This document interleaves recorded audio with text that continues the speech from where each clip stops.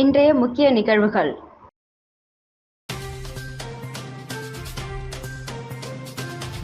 Karaikal front of India அமைப்பின் நிர்வாகி வீட்டில் NIA ரெய்டு.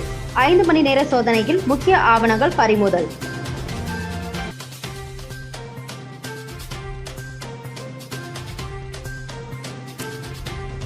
லஞ்சம் பெற்றுக்கொண்டு ரேஷன் கார்டுகள் விநியோகம். சட்டமன்றத்தில் அமைச்சர் MLA காரசார விவாதம்.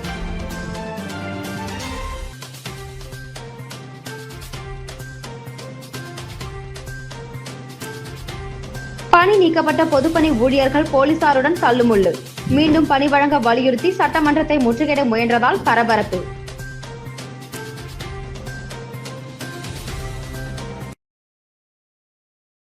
காரைக்காலில் பாப்புலர் ஃப்ரண்ட் ஆஃப் இந்தியா அமைப்பின் முன்னாள் நிர்வாகி வீட்டில் NIA அதிகாரிகள் 5 மணி நேரத்திற்கு மேலாக சோதனையில் ஈடுபட்டனர்.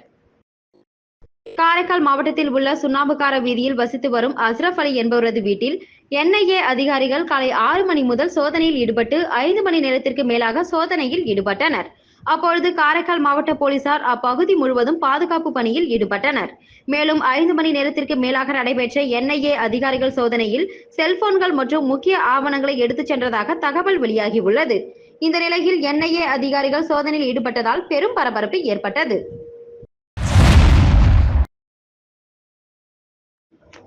வயநாடு நிலச்சரிவில் உயிரிழந்தவர்களுக்கு புதுச்சேரி சட்டப்பேரவையில் இரங்கல் தெரிவிக்கப்பட்டது. லஞ்சம் பெற்றுக்கொண்டு ரேஷன் அட்டைகள் வழங்கப்பட்ட விவகாரத்தில் CBI விசாரணை நடத்த உறுப்பினர்கள் வலியுறுத்தியதால் அமைச்சருக்கும் உறுப்பினர்களுக்கும் இடையே கடும் வாக்குவாதம் ஏற்பட்டது. புதுச்சேரி சட்டமன்றத்தின் பட்ஜெட் கூட்டத்தொடரின் 2ஆம் நாள் நிகழ்வாக நேற்று பேரவையில் ஆளுநர் ராதாகிருஷ்ணன் ஆற்றிய உரைக்கு நன்றி தெரிவிக்கும் தீர்மானத்தின் மீது உறுப்பினர்களின் விவாதம் நடைபெற்று வருகின்றது. பேரவை தொடங்குவதற்கு முன்பாக கேரள மாநிலம் வயநாட்டில் ஏற்பட்ட நிலச்சரிவில் 200க்கும் மேற்பட்ட பொதுமக்கள் பலியான சம்பவத்திற்கு பேரவையில் உறுப்பினர்கள் 2 நிமிடம் மௌன அஞ்சலி செலுத்தினார்கள். தொடர்ந்து மறைந்த முன்னாள் சட்டமன்ற உறுப்பினர் கிருஷ்ணமூர்த்தி, அன்பழகன் ஆகியோருக்கும் பேரவையில் இரங்கல் தெரிவிக்கப்பட்டது. இதனைத் தொடர்ந்து ஆளுநர் உரைக்கு நன்றி தெரிவிக்கும் தீர்மானத்தின் மீது உறுப்பினர்கள் விவாதத்தின் போது குடிமைப் பொருள் வழங்கல் துறை மூலம் லஞ்சம் பெற்றுக்கொண்டு சிவப்பு ரேஷன் கார்டுகள் வழங்கப்பட்டதாகவும், கடந்த 6 மாதங்களாக ரேஷன் கார்டுகள் வழங்கப்படவில்லை, கடந்த 3 ஆண்டுகளில் வழங்கப்பட்டுள்ள ரேஷன் கார்டுகள் குறித்து கணக்கெடுப்பு நடத்த வேண்டும் என பேசிய சுயேட்சை சட்டமன்ற உறுப்பினர் அங்காளன், புதுச்சேரி மாநிலத்தில் லஞ்சம் பெற்றுக்கொண்டு சிவப்பு நிற ரேஷன் கார்டுகள் வழங்கப்பட்டுள்ளதற்கான ஆதாரம் தர தயார், CBI விசாரணைக்கு உத்தரவிட தயாரா என கேள்வி எழுப்பினார். இதையே பல சட்டமன்ற உறுப்பினர்கள் பேரவையில் வைத்த குற்றச்சாட்டுக்கு அமைச்சர் சாய்ஜே சரவணகுமார் மறுப்பு தெரிவித்து பேசியதால் சட்டமன்ற உறுப்பினர் மற்றும் அமைச்சருக்கும் இடையே கடுமையான வாக்குவாதம் ஏற்பட்டது. மேலும் லஞ்சம் பெற்றுக்கொண்டு ரேஷன் கார்டுகள் வழங்கப்பட்டு இருந்தால் ஆய்வு செய்து நீக்கப்படும் என பேரவையில் அமைச்சர் சாய்ஜே சரவணகுமார் அறிவித்தார். அதற்கு உங்களது இலாக்கா நேற்றே பறிக்கப்பட்டுள்ளது, இந்த குற்றச்சாட்டுக்கு முதலமைச்சர் தான் பதிலளிக்க வேண்டும் என உறுப்பினர்கள் வலியுறுத்த மானிய கோரிக்கைகள் மீது விவாதம் நடைபெறும் போது உறுப்பினர்கள் பேசலாம் என சபாநாயகர் அறிவுறுத்தினார். புதுச்சேரியில் நள்ளிரவு சாலையில் நடந்து சென்ற ஸ்விக்கி ஊழியர் மீது பின்னால் வந்த ஆட்டோ வேகமாக மோதியதில் அவர் சம்பவ இடத்திலேயே உயிரிழந்தார். மேலும் இது தொடர்பான CCTV காட்சிகள் வெளியாகி உள்ளது. புதுச்சேரி சாரம் கொசப்பாளையம் பகுதியை சேர்ந்தவர் விஜயகுமார். ஸ்விக்கி ஊழியர், திருமணமாகாத அவர் தனது தாய் தந்தையுடன் வசித்து வந்தார். இந்த நிலையில் நேற்றிரவு தனது பணியை முடித்துவிட்டு வீட்டுக்கு சென்ற அவர் அங்கிருந்து பக்கத்தில் உள்ள கடைக்கு காமராஜர் சாலையில் நடந்து சென்று கொண்டிருந்தார். அப்போது அவருக்கு பின்னால் வேகமாக வந்த ஆட்டோ ஒன்று அவர் மீது மோதியதில் அவர் நிலை தடுமாறி சாலையில் விழுந்து சம்பவ இடத்திலேயே உயிரிழந்தார். இதுகுறித்து கிழக்கு போக்குவரத்து போலீசாருக்கு அளிக்கப்பட்ட தகவலின் பேரில் சம்பவ இடத்திற்கு வந்த போலீசார் விபத்தில் உயிரிழந்த விஜயகுமாரின் உடலை கைப்பற்றி உடற்கூறு ஆய்வுக்காக அரசு மருத்துவமனைக்கு அனுப்பி வைத்தனர். தொடர்ந்து இந்த சம்பவம் தொடர்பாக CCTV காட்சிகளை கைப்பற்றிய போலீசார் மோதிவிட்டு சென்ற ஆட்டோ குறித்து விசாரணை மேற்கொண்டு வருகின்றனர்.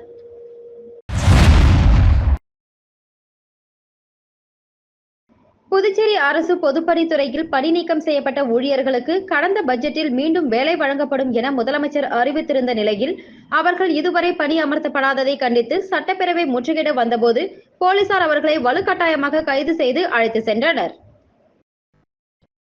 புதுச்சேரி அரசின் பொதுப்பணித்துறையில் கடந்த 2016ஆம் ஆண்டு வவுச்சர் அடிப்படையில் சுமார் 2000 ஊழியர்கள் பணியில் அமர்த்தப்பட்டனர்.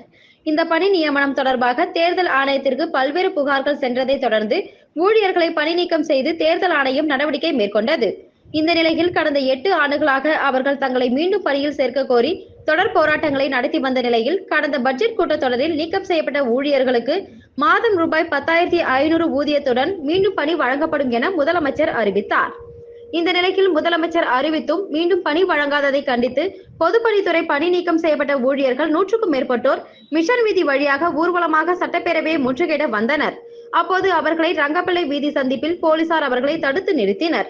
இதனால் அவர்கள் சாலையில் அமர்ந்து தர்ணா போராட்டத்தில் ஈடுபட்டு தங்களின் கோரிக்கைகளை நிறைவேற்ற கோரி கோஷங்களை எழுப்பினர். இதனிடையே போலீசார் பட்ஜெட் கூட்டத்தொடர் நடைபெறுகிறது, எனவே அனைவரும் கலைந்து செல்ல வலியுறுத்தினர்.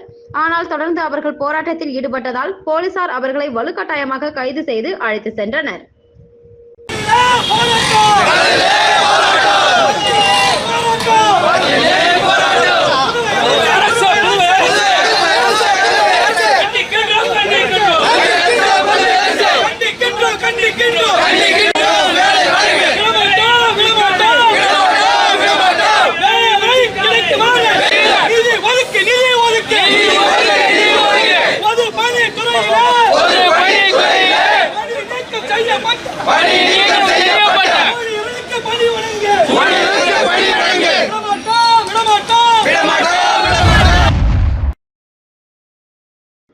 புதுச்சேரி பேருந்து நிலையத்தை வேறு இடத்திற்கு மாற்றக் கோரி பேருந்து நிலையத்தை சுற்றி வசிக்கக்கூடிய மக்கள் 100க்கும் மேற்பட்டோர் பேருந்துகளை வெளியே செல்ல விடாமல் சிறைபிடித்து போராட்டத்தில் ஈடுபட்டதால் பரபரப்பு ஏற்பட்டது. புதுச்சேரி பேருந்து நிலையம் கட்டுமான பணிகள் காரணமாக புதுச்சேரி கடலூர் சாலையில் உள்ள AFT மைதானத்திற்கு கடந்த சில மாதத்திற்கு முன்பு தற்காலிகமாக மாற்றப்பட்டது. அவசரமாக பேருந்து நிலையம் இடமாற்றம் செய்யப்பட்டதால் போதிய வசதிகள் ஏதும் சரியாக செய்யப்படவில்லை. பேருந்துகள் செல்வதற்கு சரியான சாலை வசதிகளோ அல்லது பயணிகள் காத்திருப்பதற்கு நிழற்குடை மற்றும் உணவு உட்பட எந்தவித அத்தியாவசிய வசதிகளும் சரிவர செய்யப்படவில்லை. இந்த நிலையில் பேருந்து வந்து செல்வதற்கு சாலைகள் அமைக்காமல் மணலை கொண்டு தற்காலிகமாக மண் சாலை மட்டுமே அமைக்கப்பட்டது. இதனால் பேருந்துகள் ஒவ்வொரு முறையும் பேருந்து நிலையத்திற்கு வந்து செல்லும் போது அதிகப்படியான புழுதிகள் பறக்கின்றன. இதன் காரணமாக பேருந்து நிலையத்தை சுற்றியுள்ள பொதுமக்கள் காற்று மாசுபாட்டால் அதிகம் பாதிக்கப்பட்டு வருகின்றனர். குறிப்பாக குழந்தைகள் மற்றும் முதியவர்கள் மூச்சு திணறலுக்கு ஆளாகி சிகிச்சை பெற்று வருவதாகவும், அது மட்டுமின்றி கழிவறைகளில் இருந்து அதிகப்படியான துர்நாற்றம் மற்றும் கழிவுநீர் வெளியேறுவதால் அருகில் உள்ள குடியிருப்புகளில் சுகாதார சீர்கேடு ஏற்படுவதாக கூறி தற்காலிக பேருந்து நிலையத்தை சுற்றியுள்ள அங்கு நாயக்கர் தோட்டம் மற்றும் ரோடியார்பேட் பகுதியை சேர்ந்த சுமார் 100க்கும் மேற்பட்ட மக்கள் பேருந்து நிலையத்தில் இருந்து பேருந்துகளை வெளியே விடாமல் சிறைபிடித்து மறியலில் ஈடுபட்டனர். இதனால் பாண்டி கடலூர் செல்லும் சாலையில் 1 மணி நேரத்திற்கு மேலாக போக்குவரத்து பாதிக்கப்பட்டு 2 கிலோமீட்டர் தொலைவிற்கு வாகனங்கள் நீண்ட வரிசையில் காத்திருந்தது. இதனால் போக்குவரத்து பெரிதும் பாதிக்கப்பட்டது. தகவல் அறிந்து சம்பவ இடத்திற்கு வந்த உருளையன்பேட்டை காவல்துறையினர் சாலை மறியலில் ஈடுபட்ட மக்களிடம் பேச்சுவார்த்தை நடத்தியதன் பேரில் சாலை மறியல் கைவிடப்பட்டது. திடீரென பேருந்து நிலையத்தில் பேருந்துகளை சிறைபிடித்தது மட்டுமின்றி 1 மணி நேரத்திற்கு மேலாக நடைபெற்ற சாலை மறியலால் அங்கு பரபரப்பு ஏற்பட்டது. புதுச்சேரி அரசு சமூக நலத்துறை மற்றும் பிற்படுத்தப்பட்ட மற்றும் சிறுபான்மையினர் நலத்துறை சார்பில் மாணவர்களுக்கு சைக்கிள், ஊனமுற்றோர்களுக்கு 3 சக்கர வாகனம் உள்ளிட்ட பல்வேறு நலத்திட்ட உதவிகள் பயனாளிகளுக்கு முதலமைச்சர் ரங்கசாமி வழங்கினார். புதுச்சேரி அரசு சமூக நலத்துறை மற்றும் பிற்படுத்தப்பட்ட சிறுபான்மையினர் நலத்துறை சார்பில் பல்வேறு நலத்திட்ட உதவிகள் பயனாளிகளுக்கு வழங்கும் துவக்க விழா தட்டாஞ்சாவடி சுப்பையா நகர் சேக்கிழார் அரசு உயர்நிலைப் பள்ளியில் நடைபெற்றது. விழாவிற்கு சட்டப்பேரவைத் தலைவர் செல்வம் தலைமை தாங்கினார். சமூக நலத்துறை அமைச்சர் தேனி ஜெயக்குமார் முன்னிலை வகித்து நோக்க உரையாற்றினார். இந்த விழாவில் முதலமைச்சர் ரங்கசாமி சிறப்பு விருந்தினராக கலந்து கொண்டு மாற்றுத்திறனாளிகளுக்கு விலையில்லா 3 சக்கர மோட்டார் வாகனங்களும், பள்ளி மாணவ மாணவிகளுக்கு மிதிவண்டிகள் மற்றும் மழைக்கோட்டுகளும், 60 வயதை கடந்த மூத்த குடிமக்களுக்கு போர்வைகள் மற்றும் காலணிகள் உள்ளிட்ட நலத்திட்ட உதவிகளை வழங்கினார். விழாவிற்கான ஏற்பாடுகளை சமூக நலத்துறை இயக்குனர் ராகினி, சமூக நலத்துறை துணை இயக்குனர் ஆறுமுகம் மற்றும் சமூக நலத்துறை அதிகாரிகள் செய்திருந்தனர். அப்போது பேசிய முதலமைச்சர் ரங்கசாமி, இந்த அரசு பொறுப்பேற்றதிலிருந்து அனைத்து திட்டங்களையும் உயர்த்தி வழங்கியது மட்டுமல்லாமல் காலத்தோடு வழங்கி வருவதாகவும், நமது அரசு மக்களுடைய அரசு, மக்களுக்கான திட்டங்களை செயல்படுத்துகின்ற அரசு என்றும், டெல்லிக்கு ஏதாவது கூட்டத்தில் கலந்து கொள்ள செல்லும் போது அங்கு அதிக நலத்திட்டங்களை மக்களுக்கு செய்யும் அரசு புதுச்சேரி அரசுதான் என்று கூறுவார்கள். ஏழை எளிய மக்களுக்கான அரசு இந்த அரசு என பேசினார். இறுதியாக சமூக நலத்துறை இயக்குனர் ராகினி நன்றி உரையாற்றினார்.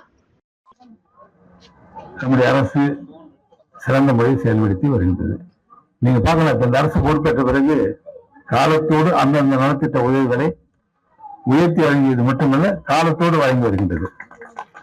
முதல்வருடைய உதவித்தொகையாக இருந்தாலும் சரி, மாணவ செல்வனுக்கான மிதிவண்டி, இலவச மிதிவண்டியாக இருந்தாலும் சரி, நம்முடைய மாற்றுத்திறனாளிகளுக்குரிய 3 சக்கர வாகனங்கள், இதையெல்லாம் இப்பொழுது காலத்தோடு வழங்கி வருவதை நீங்க நல்லா பார்த்தது, நீங்க நல்லா அறியலாம். அப்ப இந்த அரசு மக்களுடைய அரசு, மக்களுக்கான திட்டங்களை செயல்படுத்துகின்ற அரசு. பொதுவாக என்ன சொல்லுவாங்க, நலத்திட்டங்கள் அதிகமாக செய்து கொடுக்கின்ற ஒரு அரசு புதுச்சேரி அரசு.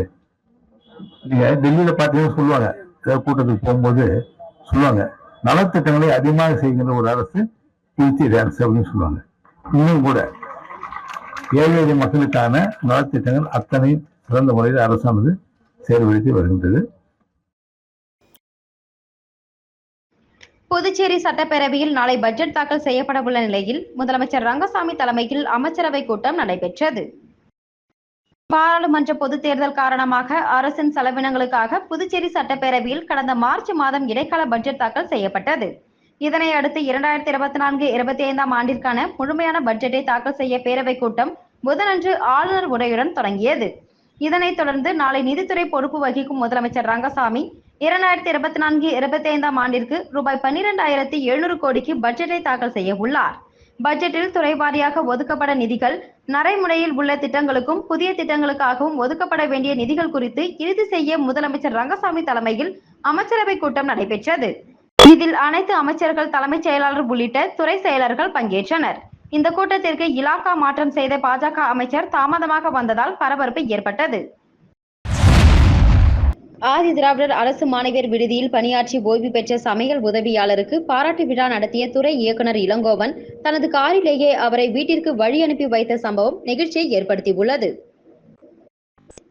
புதுச்சேரி அரசு ஆதி திராவிடர் மற்றும் பழங்குடியினர் நலத்துறையில் கடந்த 25 ஆண்டுகளாக பணிபுரிந்து வந்த சமையல் உதவியாளர் கஸ்தூரிபாய் பணி நிறைவு பெறும் நிலையில் ஆதி திராவிடர் நலத்துறை இயக்குனர் இளங்கோவன் அறிவுறுத்தலின் பேரில் அவருக்கு பணி நிறைவு பாராட்டு விழா கிருஷ்ணா நகர் அரசு மாணவியர் விடுதி வளாகத்தில் இன்று நடைபெற்றது. விடுதி காப்பாளர் கவிதா தலைமையில் நடைபெற்ற விழாவில் சிறப்பு விருந்தினராக ஆதி திராவிடர் நலத்துறை இயக்குனர் இளங்கோவன் கலந்து கொண்டு கஸ்தூரிபாய் 25 ஆண்டுகால சேவையினை பாராட்டி சால்வை அணிவித்தும் பரிசுகள் வழங்கியும் வாழ்த்து தெரிவித்தார். தொடர்ந்து விழாவில் பேசிய இயக்குனர் இளங்கோவன் ஆதி திராவிடர் நலத்துறையில் பணியாற்றும் கடைநிலை ஊழியர்களுக்கும் பணி நிறைவு பாராட்டு விழா நடத்தி வருவது மகிழ்ச்சி அளிப்பதாகவும், எந்த ஒரு வசதிகளும் இல்லாத காலத்தில் விறகு அடுப்பில் சமையல் செய்து 100க்கும் மேற்பட்டோருக்கு உணவு வழங்கியிருப்பது பாராட்டுக்குரியது என்றார். விழாவின் முடிவில் கஸ்தூரிபாய் மற்றும் அவரது குடும்பத்தினரை யாரும் எதிர்பார்க்காத வகையில் இயக்குனர் இளங்கோவன் தனது காரிலேயே வீட்டிற்கு அனுப்பி வைத்தது அங்கிருந்தவர்களிடையே நெகிழ்ச்சியை ஏற்படுத்தியது. இந்த நிகழ்ச்சியில் துறை கண்காணிப்பாளர் வேல்முருகன், அதிகாரிகள், ஊழியர்கள் மற்றும் மாணவிகள் திரளாக கலந்து கொண்டனர். மத்திய அரசு தாக்கல் செய்த பட்ஜெட் சமூக நீதிக்கும் கூட்டாட்சிக்கும் எதிரானது என கூறியும், உழைக்கும் மக்களுக்கு எதிராக தாக்கல் செய்த பட்ஜெட்டை கண்டித்து புதுச்சேரி சட்டமன்றம் அருகே இடதுசாரி கட்சிகளை சேர்ந்த 100க்கும் மேற்பட்டோர் கண்டன ஆர்ப்பாட்டத்தில் ஈடுபட்டனர். மோடி தலைமையிலான மத்திய அரசு சமீபத்தில் தாக்கல் செய்த பட்ஜெட் தனது ஆட்சிக்கு முட்டுக் கொடுக்கும் கட்சிகளின் மாநிலங்களுக்கு தாராளமாக நிதி ஒதுக்கி சமூக நீதிக்கும் கூட்டாட்சிக்கும் எதிராக தாக்கல் செய்யப்பட்டுள்ளதை கண்டித்தும், குறிப்பாக கூட்டணி கட்சி ஆளும் புதுச்சேரிக்கும் கூடுதல் நிதி எதையும் வழங்காமல் மோடி அரசு வஞ்சித்துள்ளதாகவும், மாநில அரசின் கடன் தள்ளுபடி, நிதிக்குழுவில் புதுச்சேரிக்கு இடமளித்தல், கூடுதல் சிறப்பு கூறி நிதி வழங்குதல் என எதுவும் அறிவிக்கப்படாமல் புதுச்சேரி மாநில மக்களை வஞ்சிக்கும் வகையில் தாக்கல் செய்த மத்திய பட்ஜெட்டை கண்டித்து புதுச்சேரியில் உள்ள அனைத்து இடதுசாரி கட்சிகள் மற்றும் விடுதலை சிறுத்தை கட்சியினர் 100க்கும் மேற்பட்டோர் புதுச்சேரி சட்டமன்றம் அருகே கண்டன ஆர்ப்பாட்டத்தில் ஈடுபட்டனர். வயநாடு நிலச்சரிவால் பாதிக்கப்பட்டவர்களுக்கு நிவாரண உதவியாக ரூபாய் 25,000 அதிமுக முன்னாள் சட்டமன்ற உறுப்பினர் வையாபுரி மணிகண்டன் கேரள முதல்வரின் நிவாரண நிதிக்கு வழங்கினார். கேரள மாநிலம் வயநாட்டில் ஏற்பட்ட இயற்கை பேரிடரான நிலச்சரிவில் சிக்கி 250க்கும் மேற்பட்டோர் உயிரிழந்துள்ளனர். 1000க்கும் மேற்பட்ட குடும்பத்தினர், உறவினர்கள் வீடுகளை இழந்து நிர்கதியாக நிற்கின்றனர். புதுச்சேரி மாநிலத்தின் மாஹே பிராந்தியம் கேரள மாநிலம் கண்ணூர் மாவட்டத்தின் அருகில் உள்ளது. கேரள மாநிலத்தின் பெருந்துயரில் புதுச்சேரி மாநிலமும் பங்கேற்று இயன்ற உதவிகளை செய்ய வேண்டும். புதுச்சேரி அரசு சார்பில் அண்டை மாநிலமான கேரள மாநிலத்திற்கு தேவையான நிவாரண உதவிகளை வழங்க வேண்டும் என வலியுறுத்திய புதுச்சேரி மாநில அதிமுக துணை செயலாளர் வையாபுரி மணிகண்டன் கேரள மாநில பெருந்துயரில் பங்கேற்கும் விதமாக அம்மாநில அரசின் பேரிடர் முதலமைச்சர் நிவாரண நிதிக்காக ரூபாய் 25,000 வழங்கியுள்ளார். இதேபோல புதுச்சேரி மக்கள், வியாபாரிகள், சமூக அமைப்பினர், அரசு ஊழியர்கள், அரசியல் கட்சியினர், அரசியல்வாதிகள், சட்டமன்ற உறுப்பினர்கள், எம்பிக்கள் என அனைத்து தரப்பு புதுச்சேரி மக்களும் கேரள மாநில மக்களின் துயரத்தில் பங்கேற்க வேண்டும் என அவர் கேட்டுக்கொண்டுள்ளார். புதுச்சேரி மாநிலம் திருவண்டார்கோவில் அரசு பெண்கள் மேல்நிலைப் பள்ளியில் 2024 ஆண்டிற்கான விளையாட்டுப் போட்டியின் பரிசளிப்பு விழா நடைபெற்றது. புதுச்சேரி மாநிலம் திருவண்டார்கோவில் அரசு பெண்கள் மேல்நிலைப் பள்ளியில் 2024ஆம் ஆண்டிற்கான விளையாட்டுப் போட்டி நடைபெற்றது. தொடர்ந்து மாணவர்களின் கலை நிகழ்ச்சிகளான பரதநாட்டியம், பாட்டுப் போட்டி, பேச்சுப் போட்டி உள்ளிட்ட பல்வேறு கலை நிகழ்ச்சிகள் நடைபெற்றன. இதில் வெற்றி பெற்ற மாணவர்களுக்கு பரிசளிப்பு விழா நடைபெற்றது.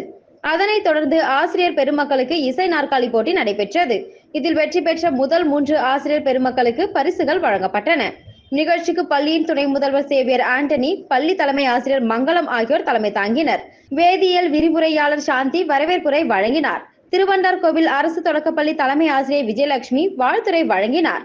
புதுவை விளையாட்டுத்துறையின் துணை இயக்குநர் வைத்தியநாதன் ஏற்புரை வழங்கினார். மேலும் பள்ளியில் நடைபெற்ற விளையாட்டுப் போட்டிகளான கபடி, கொக்கோ, வாலிபால், த்ரோபால் போன்ற போட்டிகளில் வெற்றி பெற்ற மாணவர்களுக்கு பரிசு வழங்கி பாராட்டப்பட்டது. நிறைவாக பள்ளியில் உடற்கல்வி ஆசிரியர் ஜெயந்தி நன்றியுரை ஆற்றினார். விழாவிற்கான ஏற்பாடுகளை பள்ளியின் இருபால் ஆசிரியர்களும் சிறப்பாக செய்திருந்தனர். தொண்டமாநத்தம் அரசு மேல்நிலைப் பள்ளியில் சரிவிகித உணவுப் பொருட்கள் கண்காட்சி நடைபெற்றது. புதுச்சேரி அன்சாரி துரைசாமி அரசு மேல்நிலைப் பள்ளியில் யூத் அண்ட் ஈகோ கிளப் மூலம் சிஷா சபத் நிகழ்ச்சியின் ஒரு பிரிவாக நியூட்ரிஷன் நாள் கொண்டாடப்பட்டது. நிகழ்ச்சியின் ஒரு பகுதியாக சரிவிகித உணவுப் பொருட்கள் கண்காட்சி மாணவ மாணவியர் மூலம் நடைபெற்றது. நிகழ்ச்சியை பள்ளி பொறுப்பு துணை முதல்வர் மனோன்மணி வரவேற்றார். கண்காட்சியை யூத் அண்ட் ஈகோ கிளப் பொறுப்பாசிரியர் தாவரவியல் விரிவுரையாளர் மணிகண்டன் மற்றும் யூத் அண்ட் ஈகோ கிளப் துணை பொறுப்பாசிரியர் உதயகுமார் மற்றும் தமிழ் ஆசிரியர் கலைவாணி ஆகியோர் ஏற்பாடு செய்திருந்தனர். மாணவ மாணவியர் மாவுச்சத்து, புரதச்சத்து, கொழுப்புச்சத்து, விட்டமின்கள், மினரல்கள் பற்றிய தனித்தனி உணவுப் பொருட்களை கொண்டு கண்காட்சியை அமைத்து விரிவாக சத்து பொருட்கள் அடங்கிய உணவுப் பொருட்கள் பற்றியும் அவற்றின் குறைபாட்டால் ஏற்படும் நோய்கள் பற்றியும் விரிவாக விளக்கினர். நிகழ்ச்சியை பள்ளி மாணவர்கள் பார்வையிட உடற்கல்வி ஆசிரியர் ரகு ஒழுங்குபடுத்தி பார்வையிட ஏற்பாடு செய்தார். நிகழ்ச்சிக்கான ஏற்பாடுகளை அனைத்து ஆசிரியர்கள் மற்றும் அலுவலக ஊழியர்கள் செய்திருந்தனர். காலாப்பட்டு அரசு சுகாதார மற்றும் நல்வாழ்வு மையம் மற்றும் பிம்ஸ் மருத்துவமனை ஒருங்கிணைந்து உலக தாய்ப்பால் வார விழாவை முன்னிட்டு பொதுமக்களிடையே விழிப்புணர்வு ஏற்படுத்தும் வண்ணமாக மாணவ மாணவிகளின் நடைபாதை பேரணி நடைபெற்றது. காலாப்பட்டு அரசு சுகாதார மற்றும் நல்வாழ்வு மையம் மற்றும் பிம்ஸ் மருத்துவமனை ஒருங்கிணைந்து உலக தாய்ப்பால் வார விழாவை முன்னிட்டு பொதுமக்களிடையே விழிப்புணர்வு ஏற்படுத்தும் வண்ணமாக பிம்ஸ் செவிலிய கல்லூரி மாணவ மாணவிகளின் நடைபாதை பேரணி நடைபெற்றது. இந்த நிகழ்ச்சியில் மருத்துவ அதிகாரி பிரதீப்குமார் கொடியசைத்து பேரணியை துவக்கி வைத்தார். இந்த பேரணியில் பிம்ஸ் மருத்துவமனை செவிலிய மாணவ மாணவிகள் 100க்கும் மேற்பட்டோர் கையில் பதாகைகளை ஏந்தியபடி பொதுமக்களிடையே தாய்ப்பால் முக்கியத்துவம் குறித்து விழிப்புணர்வை ஏற்படுத்தும் வகையில் முக்கிய வீதிகள் வழியே கோஷமிட்டபடி சென்றனர். இதனைத் தொடர்ந்து தாய்ப்பாலின் விழிப்புணர்வு குறித்த நாடகம் நடைபெற்றது. இந்த நிகழ்ச்சிக்கு பிம்ஸ் செவிலிய கல்லூரி முதல்வர் அண்ணல் ஏஞ்சலின், துணை முதல்வர் ஜெயசங்கரி தலைமை தாங்கினர். சுகாதார ஆய்வாளர் ரமேஷ், சுகாதார உதவி ஆய்வாளர்கள் மதிவாணன், மதியழகன் மற்றும் பெண் சுகாதார மேற்பார்வையாளர் ஷகிலா, விருத்தாம்பாள் கலந்து கொண்டு இந்த நிகழ்ச்சியினை சிறப்பித்தனர். இந்த நிகழ்ச்சிக்கான ஏற்பாட்டினை மருத்துவர்கள் ரோஸ், அனுசியா, லீனா மற்றும் ஆஷா ஊழியர்கள் சிறப்பாக செய்திருந்தனர். கிராமப்புற செவிலியர்கள் ஜெயசெல்வி மற்றும் லதா நன்றியுரை கூறினார்கள். மீண்டும் இன்றைய முக்கிய நிகழ்வுகள்.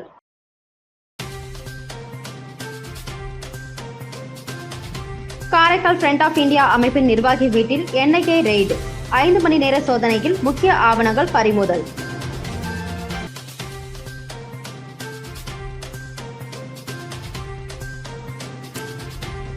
லஞ்சம் பெற்றுக்கொண்டு ரேஷன் கார்டுகள் விநியோகம். சட்டமன்றத்தில் அமைச்சர் MLA காரசார விவாதம்.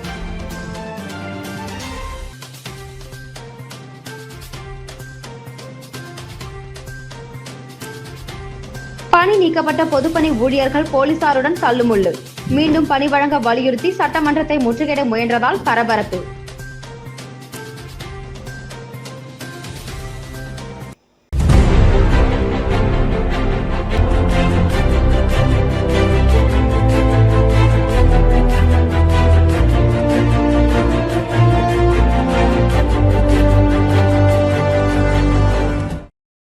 செய்திகளை உடனுக்குடன் தெரிந்து கொள்ள மெட்ரோ யூடியூப் சேனலை சப்ஸ்கிரைப் செய்யவும்.